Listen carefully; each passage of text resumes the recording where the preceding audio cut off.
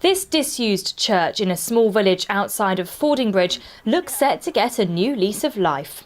After the church decided it was no longer going to hold services here, a community group formed a charity in order to take over the building and turn it into a much-needed village hall. The benefits to the village will be many.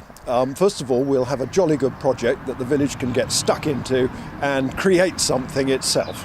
Secondly, once they've done that, they'll have a wonderful village hall with modern facilities, up to date and able to be used by anyone. That means that the community association will use it. We hope to see classes and organisations using it. And finally, we think that the villagers of Sandleheath would want to use it themselves for their own personal and social activities. So we hope to see a very busy space in a few years' time. It kills two birds with one stone in a way, preserving the building and making a community facility for the villagers of Sandleheath. Founded in 1907, the church building has a strong history within the village. This building has a very special place in the heart of Sandleheath.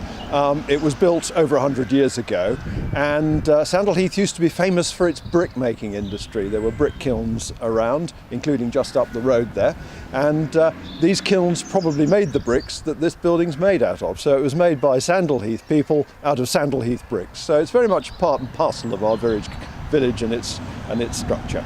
This project has been in the pipeline for 5 years now, but the community group have a long way to go with the refurbishments. As far as the initial works to be done, externally we ought to obviously repair the roof and repair the windows and clear the debris around the building to basically smarten it up. Internally, we want to refurbish the toilets and provide disabled facilities and upgrade the kitchen, renew all the wiring and provide audiovisual capability.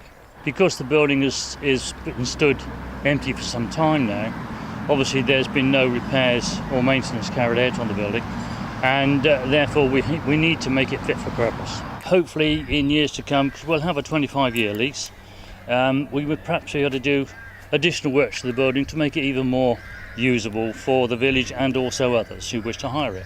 But all of this work doesn't come cheap. The community need to raise £5,000 before they can even sign the lease and take over the building.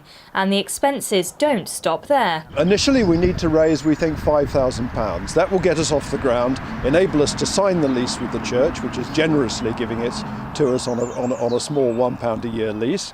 We'll be able to sign that lease and then pay all the costs for insurance and so on that requires. Thereafter, in order to refurbish the building, we'll need another £100,000, and we hope to get that from grants, but also from the good people of Sandleheath. Despite costing all of this money and taking 5 years to come to fruition, the community group are adamant that giving this building the TLC it needs will be vital for the village. The Sandleheath Community Association has been working over the last 4 or 5 years to try and create a community spirit, and this will be the central point of that. The group will now focus their efforts on fundraising the £5,000 they need before they can sign the lease. Rhaya Barton, That's TV.